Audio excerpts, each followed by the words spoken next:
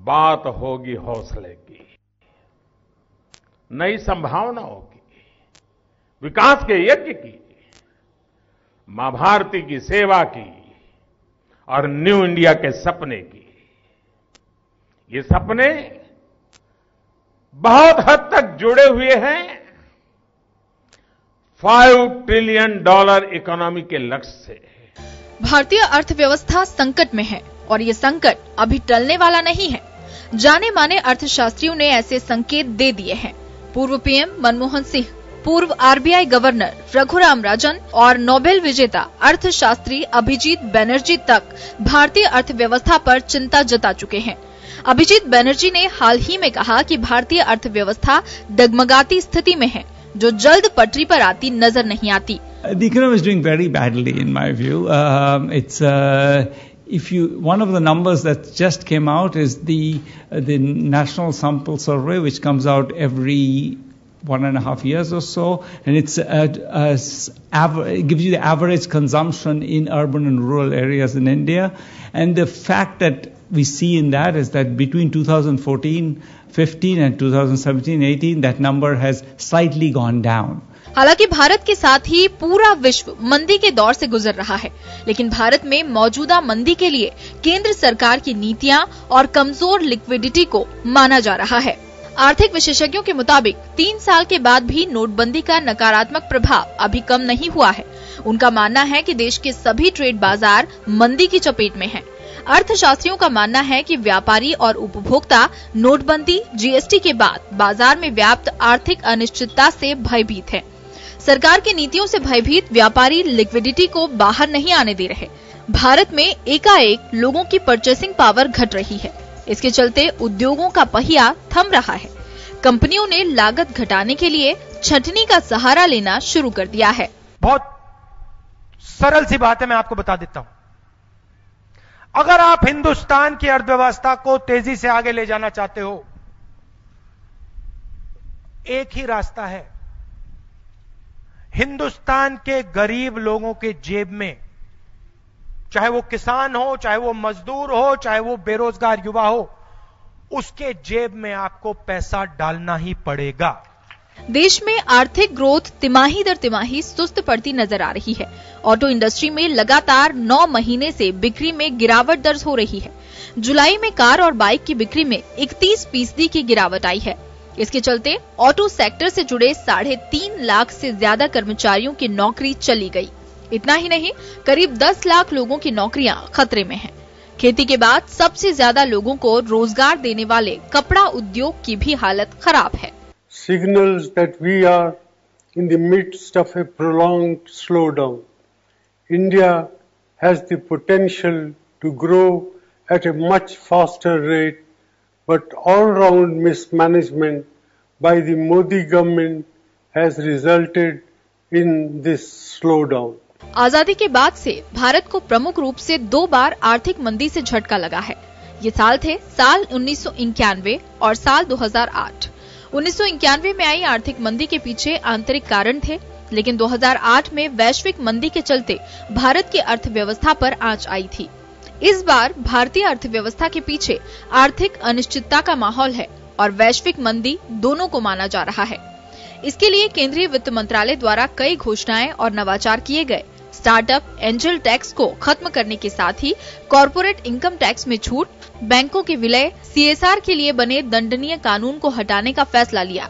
हालांकि इन राहतों को आर्थिक विशेषज्ञ बहुत ज्यादा बेहतर नहीं बता रहे। देश की अर्थव्यवस्था पर सवाल खड़े करने वाले पूर्व पीएम मनमोहन सिंह और पूर्व गवर्नर पर वित्त मंत्री निर्मला सीतारमण ने निशाना साधा। उन्होंने कहा कि पूर्व प्रधानमंत्री मनमोहन सिंह और आरबीआई के पूर्व गवर्नर रघुराम राजन के कार्यकाल में देश के सरकारी बैंकों ने अपना सबसे बदतर दौर देखा है। The impact of India's growth is much better than even that is shown of China's.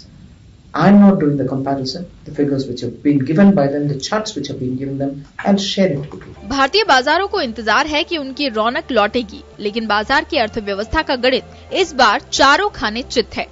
सरकार नित नए फैसले ले रही है, लेकिन अभी देश की अर्थव्यवस्था को सही दिशा देना बड़ी चुनौती भरा नजर आ रहा है।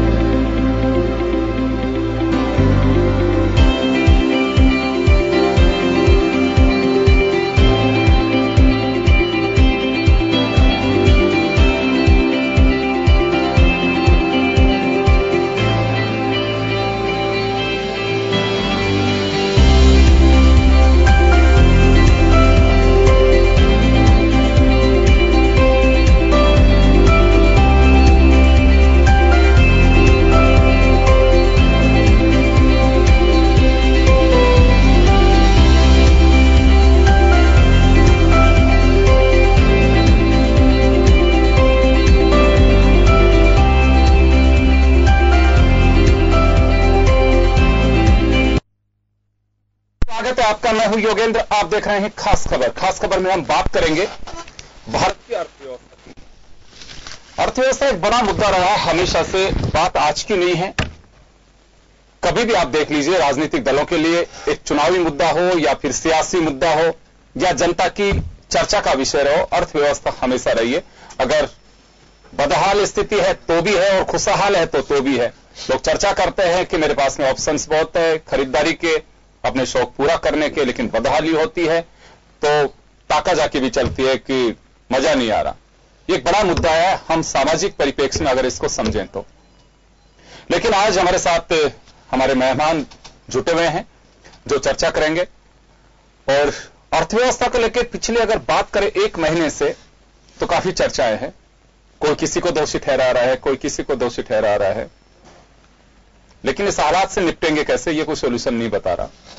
अगर कोई बता रहा है तो उसकी सोच पे सवाल उठाए जाते हैं। तो यही आज का मुद्दा है। मेरे साथ इस वक्त अजय घिया साहब है जो अर्थव्यवस्था को बहुत नजदीक से देख रहे हैं। सुरेश गर्ग साहब हैं, पेशे से चार्टर्ड अकाउंटेंट है, भाजपा नेता हैं। भंवर सिंह शेखावत जी सीपीएम नेता हैं हमारे साथ। सभी का स्वागत है। मैं अजय जी आपके पास आना चाहूंगा। वर्तमान परिप्रेक्ष्य में हम दुनिया में तरक्की का रास्ता वाया अर्थव्यवस्था देख रहे हैं। और देखिए जीडीपी एक मायने रखती है, लेकिन कई बार यह भी देखा जाता है कि जीडीपी बहुत ज्यादा नहीं है लेकिन उस देश में खुशहाली है, वो 4 चांद लगे हुए नजरिए की तरह से दिखती है। बात ठीक है कि जीडीपी अंतर्राष्ट्रीय मार्केट में आपके इकोनॉमी को लेकर के एक रिफ्लेक्ट करती है आपकी व्यवस्था को, आपके डिफरेंट जो पैरामीटर्स है उनकी सिचुएशन को तय करते हैं। बट ये तय जरूरी नहीं है कि बिल्कुल आपकी जीडीपी 10 के आसपास है लेकिन हर आदमी बिल्कुल खुशी हो सुखी हो, ऐसा बिल्कुल नहीं है। मैं इसी परिप्रेक्ष्य में पढ़ रहा था कि जब अंग्रेज हिंदुस्तान में आए थे तो उस दौरान केवल यूं नहीं था, उसका एक मकसद था आने का।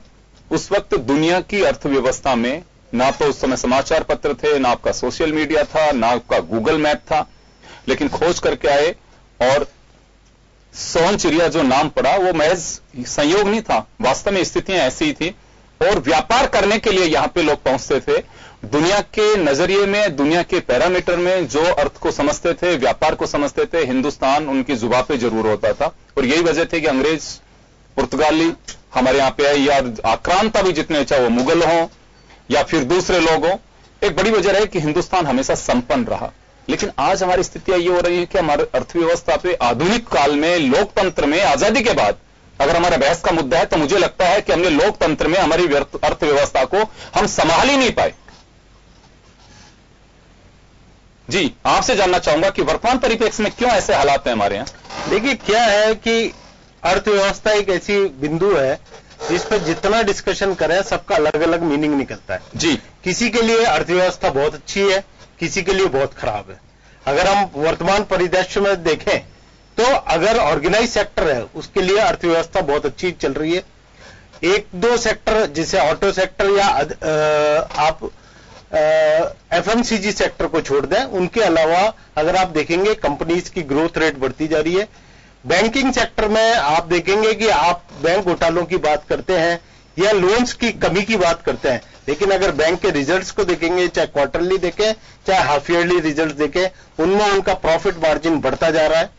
आप कंपनीज के रिजल्ट्स को देखें, अभी लास्ट जो रिजल्ट्स आ रहे हैं, आपने चाहे रिलायंस के रिजल्ट्स देखे हो या और कंपनियों के रिजल्ट्स देखे हो, उन सब में अनएक्सपेक्टेड प्रॉफिट में ग्रोथ आती जा रही है। तो फर्क क्या है? अपन जब बात करते हैं कि हिंदुस्तान की अर्थव्यवस्था वर्तमान में बहुत सुस्त होती जा रही है, घटती जा रही है, IMF कहता है कि 6% या 6% से कम हो जाएगी, लेकिन फर्क क्या आ रहा है? फर्क है कि हम अनऑर्गेनाइज सेक्टर से ऑर्गेनाइज सेक्टर की तरफ बदल रहे हैं। अनऑर्गेनाइज सेक्टर कभी भी जीडीपी का पार्ट नहीं रहा। जीडीपी का पार्ट हमेशा से ऑर्गेनाइज सेक्टर रहा है। और ऑर्गेनाइज सेक्टर में यह दिक्कत रहती थी कि जो नंबर्स कैलकुलेशंस होते थे वो उनके रिजल्ट से, कंपनियों के रिजल्ट से आते थे। पिछले 5 साल से, जब से पर्टिकुलरली अगर हम मोदी सरकार की बात करें, पिछले 5 साल से एक देश में एक अभियान चला है जिसमें यह हुआ है कि अनऑर्गेनाइज सेक्टर का बिजनेस धीरे धीरे घटता जा रहा है। टैक्स टाइटनिंग होती जा रही है, कॉर्पोरेट लॉस की टाइटनिंग होती जा रही है, एक नंबर का व्यापार धीरे धीरे बढ़ता जा रहा है और जो अनऑर्गेनाइज सेक्टर था उसमें व्यापार कम होता जा रहा है। जीएसटी एक गेम चेंजर माना गया, लेकिन गेम चेंजर किसके लिए? अनऑर्गेनाइज सेक्टर के लिए नहीं, ऑर्गेनाइज सेक्टर के लिए, क्योंकि अनऑर्गेनाइज सेक्टर टैक्स आर्बिट्रेज के कारण सर्वाइव करता था। पहले होता क्या था, कंपनी क्योंकि ऑर्गेनाइज सेक्टर में टैक्स पे करती थी, उनको जीएसटी की जगह पहले वैट, उनको एक्साइज, उनको ऑक्ट्रॉय, उनको अलग अलग स्टेट में डेवलपमेंट टैक्स, अदर टैक्सेस देने पड़ते थे और वो हर स्टेट का लॉ अलग था, उनकी कॉम्प्लायंसेज अलग थी और उसकी रेट परसेंटेज अलग थी।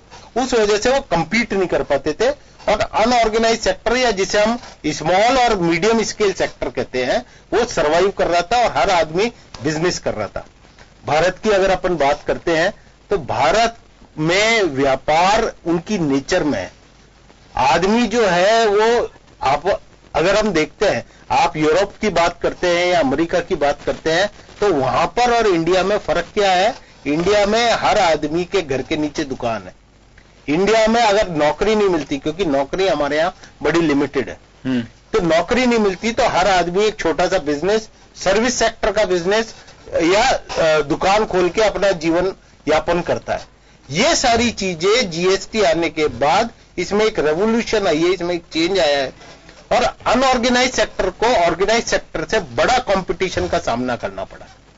उसका एक रिजल्ट यह है कि आप दोष देते हैं ई कॉमर्स कंपनीज को। ई कॉमर्स कंपनीज जैसे अमेजॉन है, फ्लिपकार्ट है, मिंत्रा है, इन सब की हम बात करते हैं, इनकी दिवाली सेल आ रही है, बम्पर सेल आ रही है और अब हम इनकी ग्रॉस वैल्यू जो कैलकुलेशन करते हैं तो अभी हमने पाया कि 12,000 करोड़ का एक 3 दिन में बिजनेस कर लिया। दूसरी सेल लगाई तो एक दिन में उनका 5,000 करोड़ का बिजनेस हो गया। वो माल भी तो जा रहा है। नई भारत एक युवा देश है, आपको यह भी समझना पड़ेगा। युवा टेक्नोलॉजी को बहुत जल्दी अडेप्ट कर तो यहां मान सकते हैं हम, हमारा जो ट्रेड ट्रैक है हम उसको बदल नहीं पाए यूथ की सोच के अनुसार, ये कहा जा सकता है? नहीं, हम ये कह रहे हैं कि हमको चेंज होना पड़ेगा, व्यापारी को चेंज होना पड़ेगा, व्यापार को चेंज होना पड़ेगा। आप ये समझ रहे हैं कि जो रिटेल में डिमांड जो इस तरह से जो रिटेल दुकानदार है उसके पास मंदी है, लेकिन जो कंज्यूमर है वो खरीदारी उसकी कम नहीं हो रही है, उसकी खरीदारी के द्वार खुल गए हैं। पहले हम होता क्या था, ऑप्शंस बहुत है। पहले हम होता था मोहल्ले में जो दुकान है किराने की या कपड़े की या उसी से माल खरीदते थे, या हमारे शहर में जो दुकान है।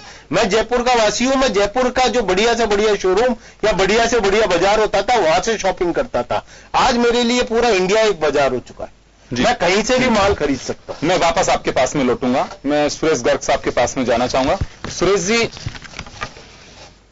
एक बड़ी बात यह निकल के आ रही है कि आज भी अर्थव्यवस्था में, मैंने जैसे पहले भी कहा कि हमारे यहां एक बड़ी प्रॉब्लम है, ऑपरेशन हर कोई करना चाहता है, कॉपरेशन बहुत कम करते हैं, मार्जिन बहुत कम है कि हाँ इतने लोग कॉपरेट कर रहे हैं, ऑपरेशन कोई भी करेगा, मैं भी करूंगा कि इकोनॉमी का बाजा बजा पड़ा है, मार्केट सूना है, बनावटी खबरें छप रही हैं, सारी बातें होंगी, लेकिन इसका सॉल्यूशन क्या है? अभी निर्मला जी जब यूएस टूर पे थी उन्होंने कहा कि बैंकों की बदहाली के लिए मनमोहन सिंह और रघुराम राजन जिम्मेदार हैं।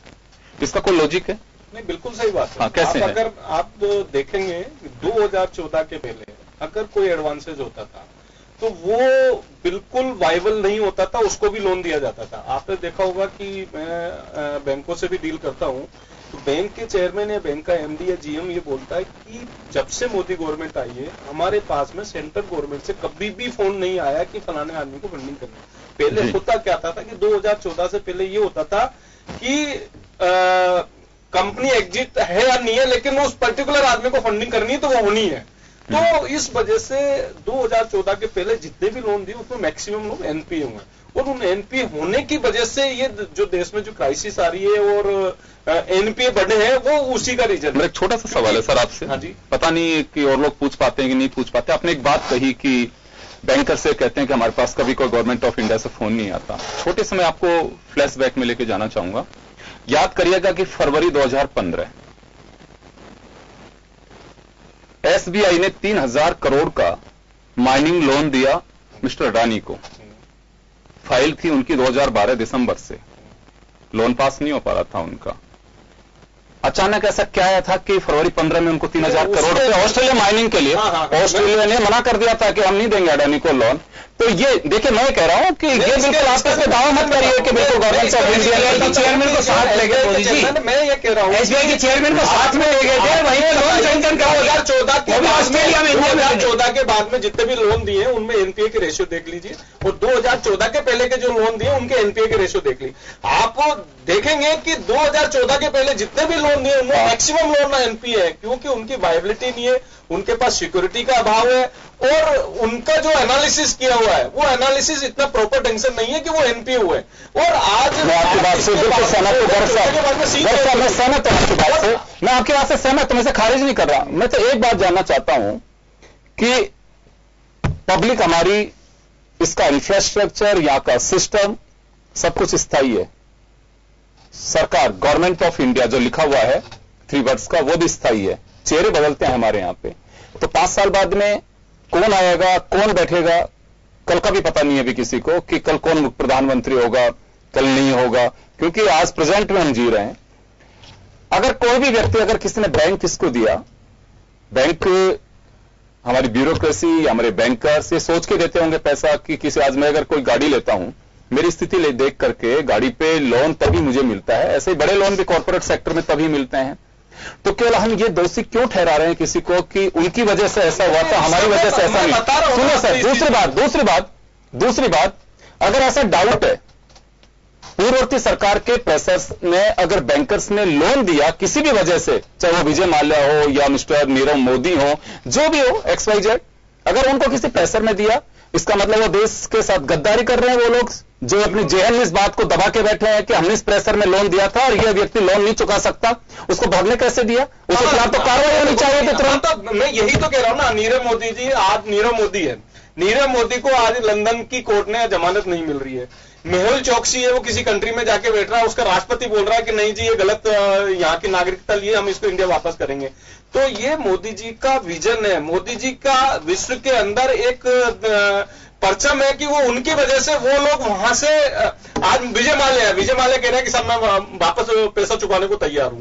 तो ये मोदी जी का प्रेशर है, बहुत अच्छी बात है, खत्म किया। मैं तो कह रहा हूं अच्छी बात है, होना चाहिए, ये डर होना चाहिए, लेकिन आप ये ठप्पा क्यों लगाते हो कि पूर्ववर्ती सरकार की वजह से? इसका मतलब पूर्ववर्ती सरकार ने बिना सोचे समझे, बिना देखे, बिना असेट पे लोन दिया गया। बिल्कुल सही बात है, उन लोगों को डाले अंदर। हाँ डाल रहे हैं ना। किसको डाला? क्या बात कर रहे हो? चिदम्बरम चिदम्बरम नहीं, सॉरी साहब, चिदम्बरम को लोन क्यों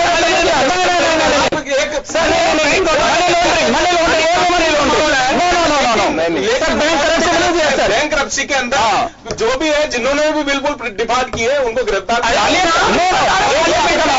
क्यों बोल मेरा सवाल है आपकी, मैं ये बात कर रहा हूँ के लिए मैं कह रहा हूँ, सुनो तो सर, मैं अच्छी बात है, वो चाहे पी चिदम्बरम हो। देखिए सर, हमारे क्या है, शाहरुख खान को सेविंग क्रीम बेचता है, बच्चे फॉलो करते हैं कि अच्छा स्टार है, सेविंग क्रीम ये काम लेता, मैं भी यही लूंगा। बड़े अगर लोग जेल जाते हैं तो नीचे वाले फॉलो करते हैं कि उसके जूत पड़े, मेरे भी पड़ेंगे अगर कल मैं गलत काम करूंगा।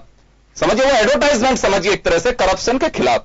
आप डालिए जेल किसी में भी, लेकिन मैं बात बैंक करप्सी की कर रहा हूं यार। एक उदाहरण बता दीजिए मुझे, इस व्यक्ति को बैंक करप्सी में हमने जेल डाला, घोटाला हुआ है, उसके अंदर HDIL का जो आदमी है वो गिरफ्तार है, आपका आदर्श कोऑपरेटिव का घोटाला हुआ वो गिरफ्तार है।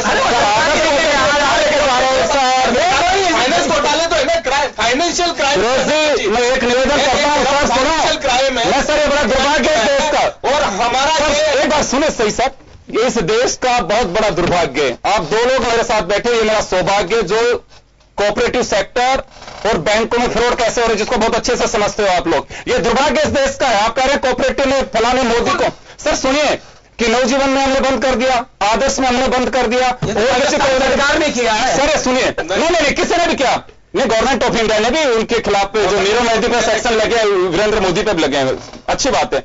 मैं तो सर ये कह रहा हूं कि ये अचानक ग्राहकों की वजह से, जब पैसे डूब रहे हैं, उनको रिटर्न नहीं मिल रहा, वो पोल तब खुल रही है। गवर्नमेंट का तो फेलियर है सर, आप इसमें डिंगे उड़ा करें कि उनको आप आइडेंटिफाई नहीं कर पाए, आइडेंटिफाई नहीं कर पाए, करेक्ट हो रहा है। कहना चाहूंगा आइडेंटिफाई हुए हैं, जो भी बताइए हम सब एक चीज बनी है, और बैंक ने तो घोटाला किया, हाँ आदमी ने घोटाला किया, लेकिन मजे की बात है कि ना तो बैंक का कोई चेयरमैन, ना बैंक का कोई डायरेक्टर, ना कोई बैंक का मैनेजर, ना रेगुलेटर एजेंसी जो कि आरबीआई है, उनका बैंक को हुआ है। ऐसे नहीं कर सकते बैंक को महाराष्ट्र के एमडी आपने उनके सॉल्यूशन के लिए चंदा कोचर ने वीडियोकॉन के अंदर फंडिंग के अंदर मिस कैलकुलेशन की है, तो चंदा कोचर को वहां से रिजाइन करना पड़ा है। रिजाइन करना जो एमडी है वो गिरफ्तार हुआ है। मैं ऐसे कैसे कर सकते हैं? नहीं सजा। बहुत बढ़िया बात है, मैं सैल्यूट करता हूं आपके एक्शन को, लेकिन सर मैं एक बात जानता हूं, हमारे यहाँ पे आज भी रिकवरी क्या है? रिकवरी पिछले वो क्या है? पैसा क्या मिल रहा है? डूब गया उसको। 6 लाख करोड़ रुपए की रिकवरी हुई है और 12,000 करोड़ डूबत हो गया। 2014 के पहले जो मतलब 18,000 करोड़ में से 6,000 करोड़ रिकवरी हो गई, और 12,014 के पहले 12,014 के पहले कोई लोन हो एनपीओ हो तो वो बताइए ना। 12,000 करोड़ जिसके माफ किए, गलत बरार देके लोन दिए हैं, 12,000 करोड़ जिसके माफ किए, वो इंडस्ट्रियलिस्ट आज भी बढ़िया गाड़ी में घूम रहा है। बैंकों की बैलेंस शीट उठा के देखिए ना, बैंकों की प्रॉफिटेबिलिटी मैं मोदी जी के सपनों की उड़ान को देखना चाहता हूं, हमें कोऑपरेट करना चाहिए, लेकिन बात वर्तमान की करें। हम चाहे कितने भी बातें करते हो, ऐसा क्या हो रहा है कि देखिए 70,000 करोड़ रुपए, ये चर्चा थी कि भाई बैंकों में लिक्विडिटी का अभाव है, चर्चा थी अक्सर। 70,000 करोड़ रुपए आपने आरबीआई 1,76,000 वो तो विड्रॉ के बैंकों को 70,000 करोड़ दिया आप लोगों ने, 70,000 करोड़ बैंकों ओनली बैंक्स को आपने दिया। 1,76,000 करोड़ रुपए तो आपने विड्रॉ किया आरबीआई से। जो संजीवनी बूटी थी, अब उससे भी पता नहीं जिंदा हो गया कि नहीं हो गया, हमारी व्यवस्था आई डोंट नो, लेकिन हमारे यहां अभी भी मार्केट के अंदर केवल देखिए साहब, खबरों से कुछ नहीं होता है। मैं मार्केट घुमाऊं, खुद घुमाऊं अच्छे से, और मेरा आप यकीन करिए बात वही बोलता हूं जो आंख से देख के आता हूं और कानों से सुनता हूं। स्थिति अभी मार्केट में वास्तव में जो उत्साह होना चाहिए, बहुत बढ़िया बात है, आपने दिवाली से पहले आपने डीए बढ़ाया केंद्र सरकार में, बहुत अच्छी बात है, क्योंकि कहा यह जाता है कि हाथ में पैसा आता है तो बाजार में भी जाता है। वो हमारा एक इकोनॉमिक्स का एक ये मेथड है, गवर्नमेंट ऑफ राजस्थान ने भी और स्टेट्स में भी बढ़ाया, लेकिन वो स्थिति बाजार में नहीं आ रही। क्यों नहीं आ रही, ये एक बड़ी देखने वाली बात रही। पूरा त्योहार यूं जा रहा है, और जो स्थितियां आनी चाहिए, मैं गर्ग साहब से और भंवर सिंह जी से जानूंगा इसकी आखिर वजह क्या है, एक छोटे से ब्रेक के बाद।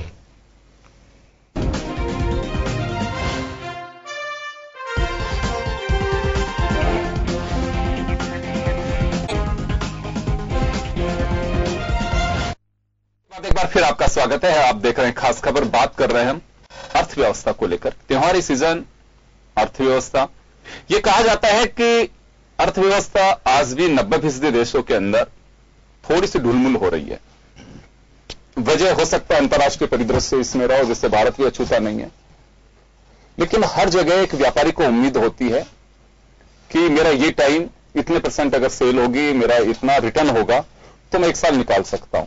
व्यापारियों से जैसे हमारी बात होती है, उनका साफ कहना है कि ये त्योहारी सीजन, खासकर दीपावली उससे क्रिसमस तक, क्रिसमस इस वजह से कि दीपावली के बाद में हमारे यहां सावे शुरू होते हैं, और ज्यादातर लोग दीपावली के बाद में जो सावे होते हैं दिसंबर तक, उसमें मैरिज वगैरह करते हैं, किसी के गृह प्रवेश होता है, कोई टूर प्लान करता है, तो उससे क्या होता है कि मार्केट में पैसा आता है। तो व्यापारी को लगता है कि मेरा ये जो पीरियड है ये शायद खुशहाल होना चाहिए। अगर ये पीरियड भी अगर उसका डाउन चला जाता है तो बड़ा मुश्किल होगा। ये एक चर्चा है व्यापारियों के बीच में, तो सबकी निगाहें इसी पर टिकी है कि आखिर ये टाइम कैसे निकलेगा। मैं भंवर सिंह हमारे साथ में जुड़े हुए हैं। भंवर सिंह जी, देखिए अर्थव्यवस्था केवल हिंदुस्तान का विषय नहीं है, लेकिन हमारे यहां पे जो डिफरेंट मैं देख रहा हूं, वह नजरिया देख रहा हूं कि हमारे हर चीज में सॉल्यूशन की बजाय हम सियासी डंक घुसाते हैं उसके अंदर। बेवजह की चर्चाएं भी हमारे यहां पे होती हैं, जो मुझे लगता है कि कहीं को जायज नहीं ठहराया जा सकता। हम हमारी अगर अर्थव्यवस्था से लड़ रहे हैं, अगर कहीं को सिस्टम में फेलियर आ रहा है या हम परेशान हो रहे हैं, तो उसका डिंडोरा पीटने की बजाय हमें यह देखना चाहिए कि अब होगा क्या। अगर किसी के घर में 1 लाख का खर्चा 50,000 रुपए है, वो उसको 50,000 रुपए जुटाने की कोशिश करता है, वो ये नहीं कहता है कि हाय तौबा मचाता है कि हाय राम 50,000 रुपए ही नहीं है। हमारे यहां स्थितियां थोड़ी बदल रही हैं। हम केवल सिंपैथी गेन करने के लिए या वोटर को लुभाने के लिए या चर्चाओं में बने रहने के लिए, कोई तो ऐसी वजह है कि जिसको वास्तव में इस परेशानी का सामना करना पड़ रहा है उसके प्रति कोई ध्यान नहीं दे रहा, सिवाय एक बयानबाजी के। तो मुझे लगता है कि बयानबाजी से बच करके अब वास्तव में सॉल्यूशन का वक्त है, इस पे ध्यान देना चाहिए। अगर त्योहार भी यूं जाते रहे और स्थितियां यूं ही बनी रही तो मेरा मानना है कि बड़ी दिक्कतों का सामना करना पड़ेगा भारत की अर्थव्यवस्था को। देखिए, जो आप बात कर रहे हैं ना, ये बहुत ही बड़ी बात है, इसमें कोई दो राय नहीं। आज जो पूरी दुनिया है ना, वो 2.6% की ग्रोथ के साथ आगे बढ़ रही है। इंटरनेशनल मार्केट में चाइना और अमेरिका का जो ट्रेड वार चल रहा है उसका असर भी दुनिया पे आ रहा है, इसमें कोई दो राय नहीं है। लेकिन भारत की अर्थव्यवस्था जो है बहुत ज्यादा क्यों हल्ला मच रहा है, उसको आपको समझने की बहुत बड़ी जरूरत है। कोई विपक्ष का हल्ला नहीं है ये। आज आप देखेंगे हमारे जहां जो नौजवान है 20 से 29 साल के, वो 28% बेरोजगार है वर्तमान आंकड़ों के मुताबिक। ये देश के अभी सीएम ने आंकड़े जारी किए हैं, जिसने खुद ने अब ये माना है कि पिछले साल में 1 करोड़ 10 लाख की बेरोजगारी बढ़ी है, जबकि वास्तविकता यह है कि 15 करोड़ लोग बेरोजगार हैं नौजवान, और 10 करोड़ सीजनल बेरोजगार होते हैं भारत में। जब लोगों के पास में पैसा नहीं आएगा ना, तो उनकी परचेजिंग पावर, भारत के अंदर अभी परचेजिंग पावर 3.1% हो गई है, जो गिर रही है, तेजी से गिरावट आ रही है। क्यों? 90% परिवारों की आमदनी सालाना 10,000 रुपए से नीचे है भारत में, ये समझने की जरूरत है। और हमारे किसान की आमदनी 6,500 रुपए के आसपास बनती है, तो खरीदेगा कौन? 10% लोग हैं जिनके पास पैसा है, जिनके पास रोटेशन के लिए आमदनी है, जो सरकारी कर्मचारी है, जो उद्योगपति हैं, चाहे वो अच्छे कमाने वाले लोग, आईएएस लॉबी मान लीजिए, आरएस लॉबी मान लीजिए, जिनको पैसा मासिक मिल जाता है। जैसा आपने कहा महंगाई भत्ता, तो महंगाई भत्ता तो मैं आपको बताना चाहूंगा, ये इंडस्ट्रीज में और यहां पर आता तय है। पिछले 9 महीने बाद में महंगाई भत्ता गवर्नमेंट देती है, जब महंगाई बढ़ चुकी होती है बाजार में, उसको रिकवर करने के लिए इंडेक्स पॉइंट दिया जाता है। वो ऑलरेडी खपत हो चुकी होती है, रुपए का जो है गिरावट हो चुकी होती है, रुपया गिर चुका होता है। अंतर्राष्ट्रीय स्तर पर भारत का रुपया बहुत तेजी से गिर रहा है। मोदी जी को पता है कि आज हमारे रुपए की परचेजिंग पावर अंतर्राष्ट्रीय स्तर पर लगातार गिर रही है। तो ये कोई ढिंढोरा थोड़ी पीट रहा है कोई, ये तो सरकार बात नहीं कर रही है, उसके उन्होंने जो उपाय किए वो भी गलत कर दिए। उन्होंने 1.45 लाख करोड़ रुपया उन लोगों को दे दिया जो बड़े पूंजीपति हैं, जो इकोनॉमी केवल पूंछ के बराबर उनका योगदान है, जिनको पैसा दिया है, जिनका हाथी के बराबर योगदान है, उनको कुछ नहीं दिया उन्होंने। आम आदमी की, अभिजीत बनर्जी भी जो अभी प्रधानमंत्री से मिल के आए, उनको कहा यार तुम बाहर ज्यादा मत बोलो, तुम्हारे बोलने से बहुत हड़कंप मच रहा है। तो उन्होंने पत्रकारों को कहा नहीं नहीं, देखो मीडिया पे बहुत नजर लगी है, मैं अब कुछ नहीं कहूंगा भारत की स्थिति के बारे में। वो उनको भी दबाया गया एक तरह से प्रधानमंत्री ने मिलकर कि सच्चाई मत बताओ। भारत क्या हो रहा है, गरीब आदमी और गरीब होता जा रहा है। अमीर कुछ लोग हैं जिनके पास पैसे का सेंट्रलाइजेशन हो जा रहा है। जैसे अभी आपने कहा बैंकों का मुनाफा बढ़ रहा है, क्यों बढ़ रहा है? कि ब्याज की दरें लगातार घटा दी है। मेरा खुद का ब्याज मैंने 5 साल पहले देखा, मेरा एक खाता है बैंक में, मुझे उस समय 3,000 रुपए मिले थे 5 साल पहले वो अमाउंट के ऊपर, अब मिले केवल 1,500 रुपए। तो मुनाफा तो बढ़ना ही बढ़ना है, मेरा कटौती हो रही है। आम आदमी जो बैंकों में पैसा डालता है, पोस्ट ऑफिस में पैसा डालता है, वो ब्याज दरें जो उनको मिलती थी तो बाजार में तो पैसा आता था। पहले रिटायरमेंट आदमी पोस्ट ऑफिस या बैंक में पैसा जमा करा के एक निश्चित आमदनी ले लेता था महीने की और अपना घर चला लेता था। आज संभव नहीं है, इस प्रतिक्रिया में आप नहीं कर सकते। आज हालत यह है कि अभिजीत बनर्जी ने क्या बोला है कि भारत में जो आप कुछ दे रहे हो उससे वो खाने का सामान नहीं खरीद पा रहा है, उसको रोटी और दाल और चावल का ही हिसाब नहीं बन पा रहा है, वो फ्रिज नहीं खरीद पाएगा, वो कार नहीं खरीद पाएगा। आज एक तरफ तो ये कह रहे थे साल लोग एनपीओ है, दूसरी तरफ इनकी सरकार कह रही है कुछ नहीं लेंगे हम, कोई गारंटी नहीं लेंगे, आप तो लोन ले जाओ। फिर भी लोन कोई नहीं ले रहा है, क्यों? क्योंकि लोगों के पास रिटर्न करने की पावर खत्म कर दी है सरकार ने। आज मैं बैंक से जाके ले तो लूंगा, लेकिन करूंगा क्या? धंधा काय में लगाऊं? अभी जैसे ई कॉमर्स कंपनियां वो अंतर्राष्ट्रीय बाजार के आधार पर काम करती है, वो मुनाफा कम करके काम करती है, लेकिन भारत एक बड़ा बाजार है। मेरा एक सवाल है, आपने कहा कि सरकार ने बंद कर दिया कि लोगों के अर्निंग रिसोर्सेज। हाँ बिल्कुल, सरकार का देखिए कोई हिडन एजेंडा तो है नहीं। नोटबंदी हिडन एजेंडा है सर सुनिए, नोटबंदी हुई, बाकायदा ओपन में है कि नोटबंदी की गई, वो बात अलग कितना हुआ है सर। सुनिए एक बात, जीएसटी एक टाइम पीरियड के अनुसार लागू किया गया, तो कोई सरकार का ऐसा हिडन एजेंडा नहीं है, लेकिन ऐसा क्या हुआ कि हम उसको फेस नहीं कर पा रहे? नहीं, फेस इसलिए नहीं कर पा रहे कि प्लान नहीं था कोई भारत के अंदर। आज आप देखो कि नोटबंदी के लिए रघुराम राजन ने मना किया था कि इससे देश की अर्थव्यवस्था डावाडोल होगी, और आप देखो फायदा क्या हुआ, 16,000 करोड़, कितना 96,000 करोड़ करीब उसके ले जाने में, हवाई जहाजों के जरिए पैसे ले जा रहे हैं, एयरफोर्स के जरिए ले जा रहे हैं, कितना लाखों करोड़ रुपए उसमें खर्च कर दिया और निकला क्या? खोदा पहाड़ निकली चुईया। 99.9% पैसा आ गया वापस। जो ये सोच रहे थे कि लाखों करोड़ रुपए ये उल्टा देश का नुकसान कर दिया, लाखों करोड़ का वो जो उसमें लगा खर्चा वो देश के ऊपर आ गया। आप देख रहे हैं सार्वजनिक उद्योगों को ठप कर रहे हैं, बेच रहे हैं। इन्होंने 1 लाख करोड़ रुपए से ज्यादा का उन रिसोर्सेज को बंद करने का है। अभी जो है नौकरियां आप जो कह रहे हो ना कि कम नहीं हो रही, रेलवे में जो अभी नई ट्रेन चली है उसके वेतन कितना मिलेगा? जो परमानेंट कर्मचारी था 50-60 हजार रुपए लेता, आज उसको 10 हजार रुपए वेतन मिलेगा। तो इनकम गिरेगी ना, बाजार के अंदर तो इनकम तो गिर रही है। आम आदमी की मैं आपको बताना चाहता हूं, मैं जब एनबीसी में 1980 में काम करता था तब मजदूरों का वेतन होता था 1980 में जीडीपी का 12 से 15%, आज वो 1.2.5% है। तो आज आप देखो इनकम गिर रही है, देश बढ़ोतरी कर रहा होगा, लेकिन आम आदमी की जेब में जो पैसा जाना चाहिए था वो नहीं जा रहा। बाजार में कौन खरीदेगा? टाटा बिरला या डालमिया या अडानी अंबानी कितना कुछ खरीद लेंगे। इनके पास तो बहुत कुछ है, बना लिया इन्होंने, अटलांटिक का मकान बना लिया, बहुत सारे नौकर, 800 नौकर को रोजगार दे दिया, चलो ठीक है। उसके बाद में क्या करेंगे? ये नौकरियां छटनी करने लगा था। आज मारुति में छटनी हो रही है, आज स्टील 30% बाजार गिर गया। रियल एस्टेट बड़े बड़े करोड़ों रुपए, अरबों रुपए का बाजार खड़ा हुआ है, बाजार में बिल्डिंगें बना के कोई खरीदने वाला ही नहीं है, उनका ब्याज नहीं निकल रहा है। उनकी हालत ये हो रही है, रियल एस्टेट में जिन्होंने पैसा दे दिया, ये कह रहे हैं बैंक का पैसा आ नहीं रहा है, रियल एस्टेट में जो पैसा लगा वो डूब रहा है और बुरी तरह से हालत खराब हो रही है। वो व्यापारी बेचारे मर रहे हैं, कहां से? रोटेशन ऑफ जो मनी है वो पूरा डूब चुका है। जो अंधाधुंध ये जो एफडीआई लाने की बात कर रहे थे, कितनी एफडीआई आ गई भारत के अंदर बताइए मेरे को? ये हर चीज में एफडीआई खोल दी, रेलवे में दे रहे हैं, इसको बेच रहे हैं। आज जो देश का प्रधानमंत्री, अगर अपने पिताजी ने जो संपत्तियां खरीद के बनाई हुई हो और उसका बेटा सब कुछ बेच रहा है, इसका मतलब देश है, उस घर की हालत अच्छी है। ये तो सब कुछ बेचने में उतरे हुए हैं, पूरे देश को बेच देंगे ये तो, और हालत देश की और बदतर कर देंगे। कैसे बेच रहे? कैसे बेच रहे? आज आप एयर इंडिया को बेच रहे हैं, बीएसएनएल को बेचे हैं, और उसकी संपत्ति इतनी है। आप देखिए, सुनिए, आज उनके जो लोग बाहर जाएंगे ना, वो जो ट्रांसफर अगर अंबानी को देने की तैयारी चल रही है, अभी वित्त मंत्री ने, अरे भाई साहब यूपीए गवर्नमेंट नहीं, आपकी गवर्नमेंट की ये हालत है, ये मोदी जी की हालत है। नहीं, आपने तो मंत्रालय खोला था, आप भूल गए क्या? अरुण शौरी, ये आपने खोला था मंत्रालय, अरुण शौरी उसके मंत्री थे स्पेशल, संपत्ति को बेचने के लिए। अटल के समय बेचने में लगे हो, आप बीपीसीएल को बेच रहे हो, आप रेलवे को बेच रहे हो, आप एयर इंडिया को बेच रहे हो, कोई रेलवे में नहीं, कोयले को बेच रहे हो। प्राइवेट ट्रेन चल रही है तो उससे आम आदमी को फायदा हो रहा है। फायदा कहां से हो रहा है? 1600 रुपए किराया कर दिया भाई उसका, 600 की जगह 1600 रुपए। फ्लाइट के कंपेरिजन में अगर रेलवे, फ्लाइट का कंपेरिजन करो, आप शर्म आने की बात है, लोगों की इनकम गिर रही है और आप फ्लाइट कंपेरिजन कर रहे हो। उसको सुविधा मिल क्या सुविधा है? एक बार क्या सुविधा है?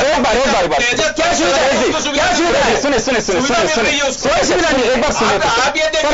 एक बात सुनिए, आपने बड़ी अच्छी बात कही है। आप तुलना कर रहे हैं कि कोई व्यक्ति ट्रेन से जा रहा है दिल्ली या मुंबई जा रहा है, आप कहें कि हवाई जहाज से तो कम ही पैसा लग रहा है, बस में तो और भी कम लगेगा उसका पैसा। पैदल जाना है, पैदल चला जाए तो कुछ लगेगा ना आपके साथ, मोदी जी को पैदल ही चला जाए। आज अगर शिकायत करेंगे तुरंत उसका हल होता है। आपने अगर कोई भी, अगर आपको ट्रेन के अंदर परेशानी है, ट्विटर पे आप मैसेज डालिए, आपको तुरंत उसका हल होगा।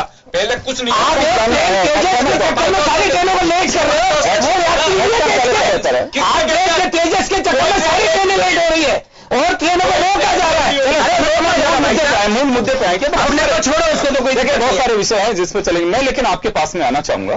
देखिए, सरकार ने अपनी ओर से अर्थव्यवस्था को मेंटेन करने के लिए 2014 में जब आप लोग आए थे, उस वक्त कहा तो ये गया था कि बिल्कुल गड्ढे भरने में वक्त लग रहा है, हालात बहुत बेकार है, अर्थव्यवस्था का बाजा बजा पड़ा है, और जो खासकर सामाजिक सेक्टर की जो चीजें हैं, चाहे वो पेंशन व्यवस्था हो या फूड सिक्योरिटी हो या नरेगा हो, उसको ये बात कहा गया था कि आज भी हिंदुस्तान गरीबी की उन चीजों के अंदर ही उलझ करके रहा है, इससे कैसे हमारे देश की तस्वीर बदलेगी। और पार्लियामेंट का मुझे वो सेशन अच्छे से ध्यान है कि जब प्रधानमंत्री जी जवाब दे रहे थे बहस का, तो तालियां पीट पीट करके नरेगा का उपवास उड़ा रहे थे वो। तो बिल्कुल सही बात। सर एक बात सुनिए तो सही। सर सुनिए, अरे सर एक बात सुनिए, सुन लो यार, मैं तो आपको कुछ चीजें याद दिला रहा हूं। लेकिन स्टेप सारे उठाए। योगेंद्र एक छोटी सी बात बता रहा हूं, अभी वर्तमान में नरेगा में रोजगार मांगने वालों की संख्या बहुत तेजी से बढ़ी है। चलिए सुनिए, ये बहुत बड़ा फैक्टर। चलो अच्छी बात है। दूसरी बात नहीं, अच्छी नहीं, गांव से वो बेरोजगार जो लोग हैं ये शहरों से वो गांव में जा रहे हैं। एक बार आप सुनिए तो सही, बहुत कम टाइम है मेरे पास में इस वक्त। मैं जो बात कहना चाह रहा हूं, ओपन हैंड थे। 30 साल बाद में इस देश को क्लियर मेजोरिटी के साथ में सरकार मिली। 1984 के बाद राजीव गांधी थे, उसके बाद में क्लियर मेजोरिटी नहीं मिली, एक मजबूत सरकार मिली। सबका विश्वास था, दुनिया में भी था कि चलिए कोई भी स्टेप उठाएंगे। और मैं तो कहता हूं कि जिसको बहुमत मिला, किसी भी तरह से कोई भी स्टेप उठाए, देश की तरक्की होनी चाहिए। नोटबंदी हुई हो, दो खेमे में हमारी विचारधारा बती हुई थी। कुछ लोग कह रहे थे कि अच्छा है, कुछ लोग कह रहे थे कि बेकार हो गया। जो परेशानी में है वो बेकार है, जिसके लिए ठीक लग रहा है या विचारधारा से जुड़े हुए हैं वो डन। जीएसटी आया उसके कुछ दिन बाद ही, उसके बाद में जो स्टेप उठाने चाहिए थे सरकार को, एफडीआई जिसका आप लोग विरोध करते थे, लेकिन बाद में जब आप सत्ता में आए समझ में आया कि एफडीआई तो खोलना पड़ेगा, इसके बिना काम नहीं चलेगा, निवेशक आएगा नहीं, वो भी खोला आपने। विपक्ष ने बंद नहीं किया, आप लोगों ने तो देश को 3 बार बंद कराया था 1 साल के अंदर, फिर भी ठीक है। रिटेल में भी जो सेक्टर यूपीए नहीं लेकर के आ रही थी उसमें भी आपने एफडीआई ओपन कर दिया, राइट सर। उसके बाद में कहा यह जाता था कि बीएसएनएल में चले जो भी है उसका अपना वो रहा होगा, उसको बरबाद करने सरकार की हालत ऐसे उलझ जाएंगे। रुके सर, सबको मालूम है, 10 बार इस पर चर्चा कर चुके। आरबीआई से 1,76,000 करोड़ रुपए विड्रॉ कर लिए, जिसपे मुझे लगता है कि मुझे मालूम नहीं है, मेरी कभी किसी से आरबीआई से बात भी नहीं, आरबीआई की दिल्ली की बिल्डिंग भी नहीं देखी मैंने तो, लेकिन चर्चा यह रही कि रघुराम राजन से पटरी इस वजह से नहीं पटी कि उसने मना किया था कि इमरजेंसी फंड को हम नहीं लेंगे। उर्जित पटेल जो मोदी साहब लेकर के आए थे, उनकी तरफ से डिनाई था, नहीं होगा। अब से शक्तिकांत दास उनको बैठा करके ये पैसा विड्रॉ किया गया। इकोनॉमिक्स से आईएएस ऑफिसर को, अर्थशास्त्रियों का ये कहना है कि वो ऐसा फंड था कि आजादी के बाद में कभी लेना नहीं पड़ा और आज हम ले रहे हैं। चलिए वो भी कोई बात नहीं, सरकार को देना, लेकिन सर उसके बावजूद भी मार्केट क्यों नहीं उठ पा रहा? हाँ बताइए आप। अब आप कह रहे हो कि साहब 1,76,000 करोड़ रुपए लिए, अगर पूरे वर्ल्ड के अंदर देखा जाए तो अमेरिका के अंदर ओनली 2.5% का रिजर्व है, जबकि अपने यहां पे 39% का रिजर्व है। चाइना के अंदर 1.9% का रिजर्व है, अपने यहाँ पे 39% का रिजर्व। बहुत अच्छी बात। मैं तो कहा सर हर स्टॉक पे मैं तो कह रहा हूँ सरकार सोच समझ के उठा रही है, मैं से खारिज नहीं कर रहा। अरे उसकी इकोनॉमी कितने उसकी है वो तो देखो, रिजर्व के पास पैसा, भारत की इकोनॉमी कितनी है और उनकी कितनी इकोनॉमी है? मोदी जी खाएंगे तो है नहीं, बिल्कुल नहीं। किसने कहा जाएगा? किसने कहा? तो फिर 70,000 करोड़ रुपए बैंकों को रिवलाइजेशन करने के लिए बैंकों को दिए, बाकी का जो पैसा वो डेवलपमेंट में तो लगेगा ना, आम आदमी के पास जा रहा है ना पैसा, वो जो रिजर्व में पड़ा हुआ है जिसका कोई कैसे जा रहा है आम आदमी के पास में, ये बता दें थोड़ा सा। क्या बात है, डेवलपमेंट में पैसा लग रहा है? कहां के डेवलपमेंट में, इंफ्रास्ट्रक्चर में पैसा लग रहा है? कौन सा इंफ्रास्ट्रक्चर बना रहे हो? क्या बना रहा है? इंफ्रास्ट्रक्चर देखिए प्लीज अगर बोलेंगे आप वो उलझ जाएंगे, अभी पानी पीजिए आप। और मुझे तो एक चीज बताइए कि मार्केट में पैसा क्यों नहीं आ रहा है? सुरेश गर्ग साहब, मार्केट में पैसा क्यों नहीं आ रहा? कह रहा हूं मार्केट में इस तरह से पैसा आ रहा है कि जो भी है 70,000 करोड़ को हमने बैंकों को दिए, तो बैंकों के पास में लिक्विडिटी आएगी। बिल्कुल लिक्विडिटी आएगी तो बैंक लोन देंगे, चुकाने का पैसा हो मेरे पास। चुकाने का पैसा जब 70,000 करोड़ रुपए बैंकों को दिए जाएंगे तो उसके 4 टाइम या 5 टाइम्स के अंदर उसके पास लिक्विडिटी आएगी और वो बैंक आम आदमी को या हमें इंतजार करना चाहिए अभी अच्छे समय का। तरीके से जो 1 लाख करोड़ वो कभी नहीं आएगा।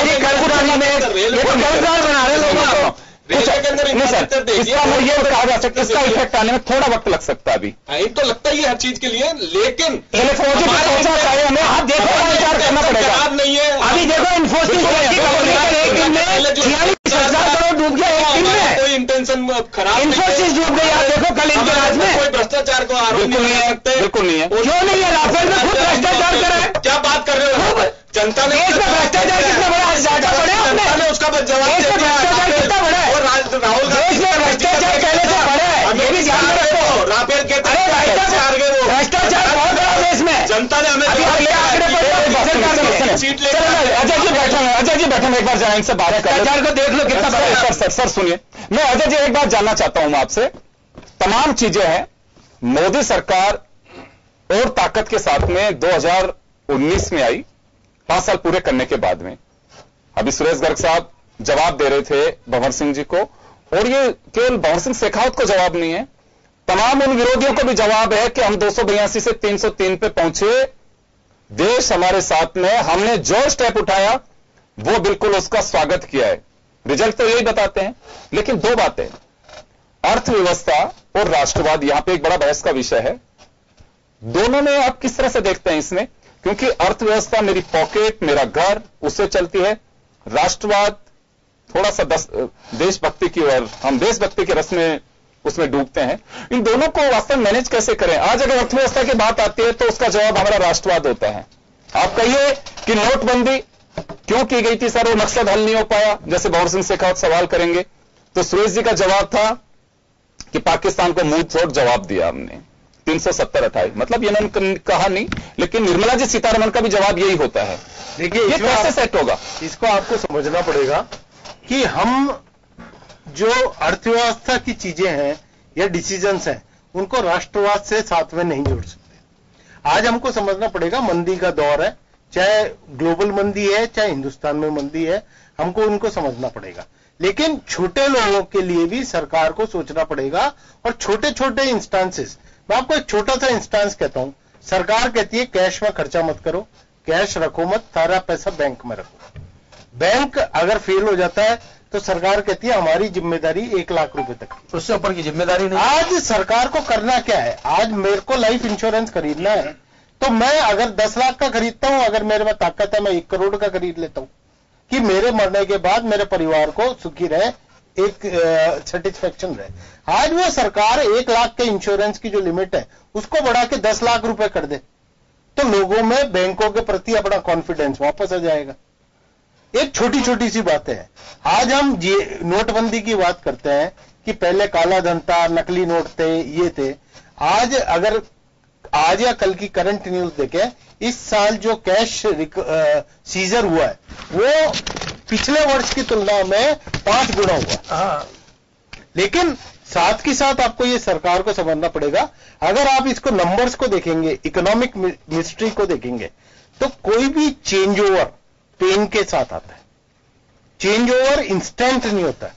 आज हम चेंज ओवर कर रहे हैं फ्रॉम अनऑर्गेनाइज सेक्टर से ऑर्गेनाइज सेक्टर की तरफ। आज जो जीएसटी है उसमें एक खामी ये रह गई कि जब जीएसटी कानून बनाया हमने विदेश को फॉलो कर लिया, लेकिन हमने स्मॉल और मीडियम सेक्टर को ध्यान में नहीं रखा। आज 2 साल बाद हमारे समझ में आया। एक स्टेप और उठाया सर। हाँ, लास्ट मंथ की बात है, शायद हम लोगों ने चर्चा भी की थी उसमें, कॉर्पोरेट टैक्स में उन्होंने राहत, मैं भूल गया इसमें आपकी बात एमएसएमई, क्योंकि आपने जब एमएसएमई का जिक्र किया है कितना इंपैक्ट आएगा, तो या तो 2 बातें सर, अगर मेरी सैलरी या मेरे पैसा आ रहा है जेब के अंदर, तो अगर उसको मैं नीचे नहीं फैला रहा तो उस पैसे का कोई फायदा नहीं, या तो फिर इसका सीधा जाएगा कि कॉर्पोरेट सेक्टर में जो बड़े घराने उनको लाभ दे रहे हैं। नहीं, उसकी जगह आप इसको दूसरे तरीके से समझिए कि सरकार ने रिजर्व बैंक से अभी जो बात आप कर रहे थे 1,76,000 करोड़ ली है और 1,45,000 करोड़ की कॉर्पोरेट टैक्स में रिबेट दे दी, तो जितना पैसा लिया उसका उसी साल में खाली कॉर्पोरेट टैक्स में बरोबर कर दिया। अगर वो रिबेट कॉर्पोरेट टैक्स की जगह पर्सनल इनकम टैक्स में दे दी जाती, एक आम आदमी खुश हो जाता। आम आदमी को लगता कि उसने 5,000 रुपए, 2,000 रुपए, 50,000 रुपए अपना टैक्स बचाया, वो पैसा बाजार में जाता और एक गुड फीलिंग के साथ हमारी अर्थव्यवस्था चलती। आज एक परसेप्शन क्या हो रहा है कि जो भी टैक्स रिफॉर्म या जो भी रिफॉर्म अर्थव्यवस्था से लिंक्ड आ रहे हैं उन सबका फायदा कॉर्पोरेट एंटिटीज को मिल रहा है। बिल्कुल ठीक बात है। आज सरकार को भी अब इलेक्शन में ये समझ में आया, और आपने देखा सरकार इलेक्शन के बाद, क्योंकि उन्होंने जाकर जब फील ली तो ये पाया कि जो स्मॉल और मीडियम सेक्टर है सबसे ज्यादा सफर कर रहा है। धीरे धीरे उसको रिलीफ देना चालू किया, एमएसएमई पॉलिसी लाए, वहां पर उन्होंने पाबंद करी। अभी निर्मला सीतारमण जी ने डायरेक्शन दिए कि एमएसएमई सेक्टर के जितने भी सरकारी पेमेंट है वो दिवाली के पहले रिलीज हो जाने चाहिए। वो रिलीज हो जाने चाहिए। अक्टूबर तक का मेला लगा था, उसमें 87,000 करोड़ रुपए के लोन बांटे थे एमएसएमई सेक्टर के। तो रिटेल सेक्टर में बहुत देखिए, हमने पहले कहा सरकार अपने हिसाब से स्टेप उठा रही है, उसमें भरोसा करना चाहिए। लेकिन पे हमारा पूरा सर पहले दिन से, पहले बजट से मैं माफी चाहूंगा सर, पहले बजट से दुनिया में नहीं है। आज माननीय उस वक्त के फाइनेंस मिनिस्टर साहब जेटली साहब जब उनसे पूछा कि साहब मध्यम वर्ग जिसने आपको थंपिंग मेजोरिटी के साथ में वोट डाले थे उसको आपने कुछ नहीं दिया, तो उन्होंने कहा कि अपने हाल पे जिएगा वो। नहीं, लेकिन सब उसके बाद में भी आप बताओ उसके लिए कि उन्होंने पिछले 5 साल के अंदर जितनी रिबेट दी है, जो पहले 2 लाख रुपए की जो एग्जम्पशन, सर किस बात की रिबेट दी है, कहां पे एग्जम्पशन जो है आपकी जो 80C की है 2014 के पहले 2014 उनपे जो रिबेट आप उस चीज को देखिए, 2014 का मैनिफेस्टो देखो, टैक्स जो है उसमें लिखा था 5 लाख रुपए होना चाहिए, 30% से 25% कॉर्पोरेट टैक्स किया है। और आप आने वाले टाइम में देखो ना, अभी कॉर्पोरेट टैक्स को नई जो इंडस्ट्री मैं ये नहीं कर रहा सर, मैं कॉर्पोरेट किसी को भी राहत मिलनी चाहिए। मैं तो एमएसएमई सेक्टर जो सर सबसे बड़ा एम्प्लॉयर है, आपका सबसे बड़ा एम्प्लॉयर एमएसएमई सेक्टर के अंदर काफी सारी सुविधाएं दे रखी है। CGTMSE स्कीम के अंदर हम विदाउट कोलेटरल 2 करोड़ रुपए तक की फंडिंग दे रही है। समय करने में एक आखिरी जवाब मैं अजय जी से ले लूं। अजय जी, अभी जो गर्ग साहब बोल रहे हैं बिल्कुल सही है, बस केवल चेहरे बदल रहे हैं। एग्जैक्टली जो ये बोल रहे हैं ये इसी प्रेस ब्रीफिंग में निर्मला जी बोल चुके हैं, पीयूष गोयल साहब बोल चुके हैं। मैं एक बात जानना चाहता हूं, या तो आज का बनिया माफ करिएगा कोई अदरवाइज ना ले, मतलब व्यापारी या तो उस पैसे पे कुंडलीदार लगा के बैठा हुआ है, या हमेशा एक धारणा बना ली कि मार्केट में कुछ भी नहीं है। बीजेपी और सरकार का लगातार इस बात का दावा है कि रिबेट दी हमने और माहौल को बनाने के लिए जो संभव हो सकता है हर कोशिश की, फिर माहौल बन के नहीं पा रहा है। एमएसएमई कहता है कि हमें आज मार्केट टूट रहा है, हमारा वो स्थितियां हमारी अच्छी नहीं है जो पहले थी। वजह क्या है इसकी? मैं बहुत आप देखिए वजह क्या है कि आदमी में एक निराशा का माहौल इसलिए भी पैदा हो गया कि मंदी आ रही है, जो भी रिबेट्स आ रही है अगर आप देखेंगे तो कॉर्पोरेट एंटिटीज के लिए आ रही है। दूसरा है आपने इस मंदी में व्यापारी को सपोर्ट देने की जगह टैक्स टेररिज्म को छोड़ दिया। आज चाहे जीएसटी एक्ट हो, चाहे इनकम टैक्स एक्ट हो, चाहे कंपनीज एक्ट हो, सब में क्रिमिनल प्रोविजंस लिया है। आप सोचिए व्यापारी टैक्स दे रहा है, उसमें गलती हो गई, आप अरेस्ट के प्रोविजंस डाल रहे हैं, उनको पुलिस से ज्यादा बदतर ट्रीट किया जा रहा है व्यापारी को, एक आम अपराधी की तरह व्यापारी को ट्रीट किया जा रहा है। राज कहते हैं, जब इंस्पेक्टर राज नहीं, ये पुलिस राज, दंडा। अब उसके बाद जब उनको समझ आया तो अभी रिसेंटली कंपनीज एक्ट में उन्होंने चेंज करके 2/3 प्रोविजंस में पेनल्टियां घटाई, अरेस्ट के प्रोविजंस कम करने चालू करे, लेकिन एक जो माहौल बनता है वो बिगड़ जाता है। आज व्यापारी क्या है, वो एक्सपांशन नहीं करना चाहता। आज व्यापारी कहता है मेरा डर गए, क्योंकि उससे कहीं पर भी थोड़ी सी चूक हो जाए तो उसको अरेस्ट करके 13 बार रिटर्न अरेस्ट करके साल में करने पड़ रहे हैं। रिटर्न को छोड़ा था, अरेस्ट को करके डाल देंगे और उसके लिए असेसमेंट ऑर्डर की भी जरूरत नहीं है। मतलब आप सिद्ध बाद में होगा, अरेस्ट कर देंगे। एक व्यापारी की रेपुटेशन होती है, एक अरेस्ट या सर्वे। चलिए सर, मैं माफी चाहूंगा, ऐसी मैं माफी चाहूंगा, समय कम है। खैर कुल मिला करके लबोलवाब यह है कि भारत बहुत मजबूत राष्ट्र है, उसकी अर्थव्यवस्था आज से नहीं सदियों से बहुत मजबूत रही है। स्थितियां थोड़ी ऊपर नीचे हो सकती हैं, लेकिन वास्तव में मजबूती के साथ होगी। भरोसा रखिए कि जरूर स्थितियां बदलती हैं और ये पूरी दुनिया के सामने इस वक्त मंदी का दौर है, उससे भारत भी अछूता नहीं है। लेकिन सरकार से गुजारिश ऐसी है कि प्रैक्टिकली कुछ जो चीजें हैं जो वास्तव में जिसको लोग फेस कर रहे हैं, अगर उसको थोड़ा स्मूथ किया जाए तो जैसे कि अभी अजय जी ने कहा कि एक डर है, वो डर का माहौल निकलना चाहिए। डर होगा आदमी खुला घूमेगा। आज बच्चे को लगता है कि कोई डर नहीं है, सामने से कोई सड़क पे व्हीकल नहीं आ रहा, वो घर में से दौड़ के भी निकलेगा। समझिए सुरेश गर्ग साहब, आप इस बात को पहुंचाइए ऊपर तक। सबसे ज्यादा चार्टर्ड अकाउंटेंट अर्थशास्त्री भाजपा के साथ में भाजपा में है, तो मुझे लगता है कि प्रैक्टिकल चीजों को आप लोग जरूर शेयर करते होंगे और करिए, ताकि जो स्थितियां जिस पर हम चर्चा कर रहे हैं हम करें कि हिंदुस्तान की खुशहाली पे चर्चा। लेकिन मुझे भरोसा है स्थितियां बदलेंगी, हालात वापस होंगे। अगर कहीं पे भी कुछ चीजें हैं वो जरूर दुरुस्त होंगी, क्योंकि भारत का व्यापारी, भारत का मजदूर, भारत का नागरिक, उसकी विल पावर बहुत मजबूत है। सरकारों का स्टेप है, वो एक राइडर है, उससे भी निजात पा लेते हैं और अपने स्तर से खड़े हो जाते हैं। मेरे से बेहतर आप जरूर समझते हैं इसको। और चलिए आप त्योहार को एंजॉय करिए और बहुत बहुत शुक्रिया आप सभी का। खास खबर में इतना ही, दीजिए इजाजत, नमस्कार।